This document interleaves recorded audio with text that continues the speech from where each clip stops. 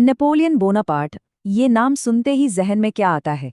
ताकत, जिद और जंग, है ना? लेकिन सोचिए, कॉर्सिका का एक मामूली सा लड़का आखिर पूरे यूरोप का शहंशाह बना कैसे? और उससे भी बड़ा सवाल, उसने ये सब कुछ गवा कैसे दिया? चलिए, आज इसी कमाल की कहानी की परतें खोलते हैं। देखिए, नेपोलियन के लिए ये सिर्फ कोई कहावत नहीं थी। नहीं, ये तो उनकी जिंदगी का मानो मोटो था। वो इसी यकीन के साथ जिए कि अगर इरादे मजबूत हो ना तो कुछ भी हासिल किया जा सकता है। चाहे वो आल्प्स के ऊंचे पहाड़ पार करने हो या एक पूरा का पूरा साम्राज्य खड़ा करना हो। और जानते हैं, यही यकीन उनकी सबसे बड़ी ताकत बना, और आखिर में यही उनकी सबसे बड़ी कमजोरी भी। तो सवाल यही है ना? कोई इतनी ऊंचाइयों तक पहुंचता कैसे है और फिर इतनी बुरी तरह से गिरता कैसे है? चलिए, उनके इस हैरान कर देने वाले सफर पर चलते हैं और इस सवाल का जवाब ढूंढते हैं।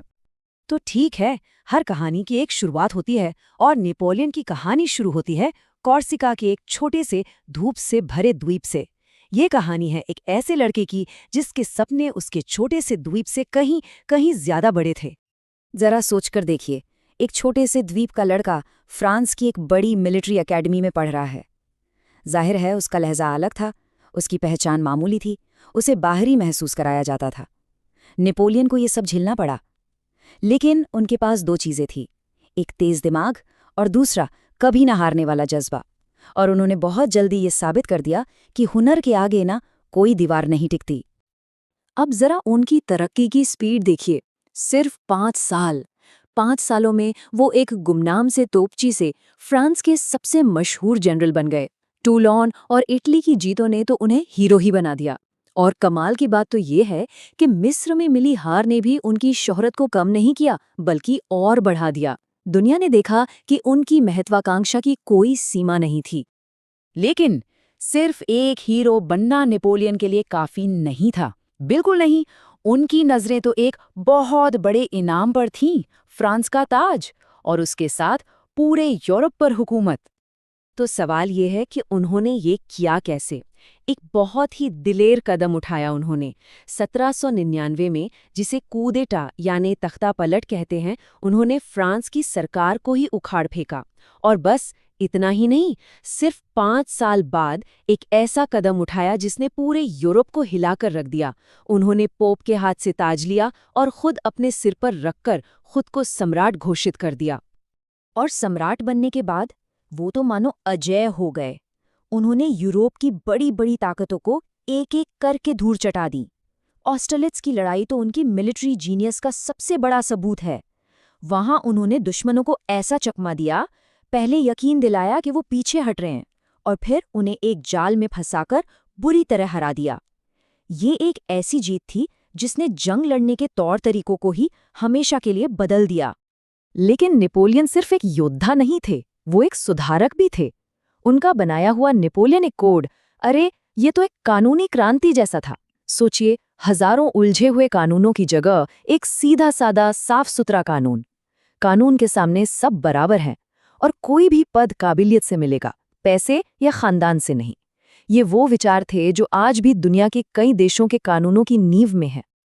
लेकिन कहते हैं ना, जब कोई दुनिया की चोटी पर खड़ा हो तो वहां से गिरने का डर हमेशा रहता है।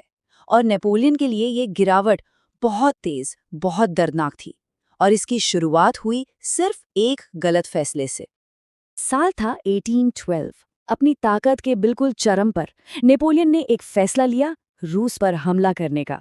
ये एक ऐसी गलती थी जिसकी उन्हें बहुत बहुत भारी कीमत चुकानी पड़ी। ये फैसला उनके साम्राज्य के ताबूत में आखिरी कील साबित हुआ। उनका मकसद क्या था?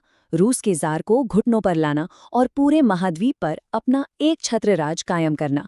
और असल में हुआ क्या? एक भयानक सपना। उनकी वो विशाल सेना, जो तब तक की सबसे बड़ी फौज मानी जाती थी, एक ऐसे दुश्मन से हार गई जिसे वो हरा ही नहीं सकते थे।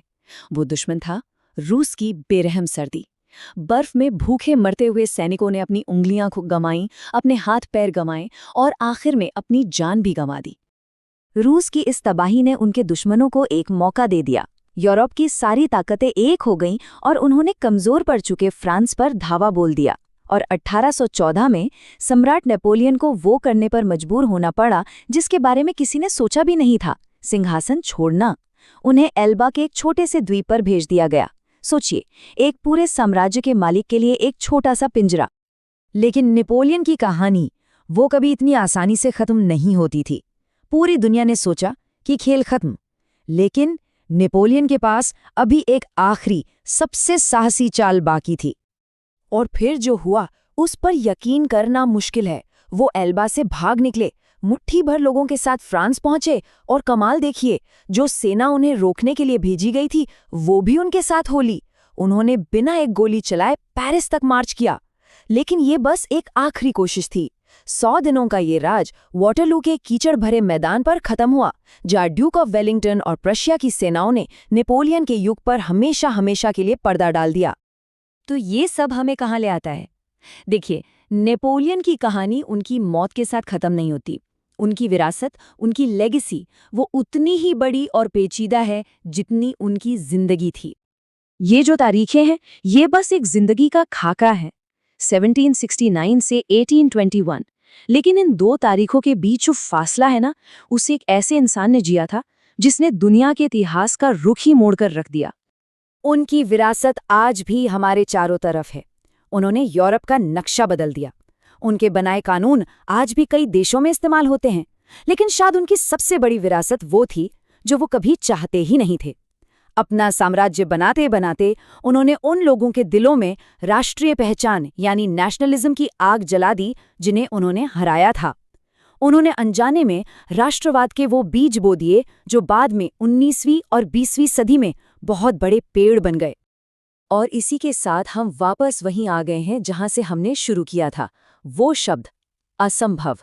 नेपोलियन की जिंदगी इस बात का सबसे बड़ा सबूत है कि एक अकेला इंसान अपनी इच्छा शक्ति से इतिहास का रुख मोड़ सकता है, पर साथ ही ये एक चेतावनी भी है कि सबसे बड़ी महत्वाकांक्षाओं की भी अपनी एक सीमा होती है। तो आखिर वो थे कौन? एक दूरदर्शी जिसने दुनिया को आधुनिक बनाया, या एक तानाशाह जिसने इसे तबाह करने में कोई कसर नहीं छोड़ी?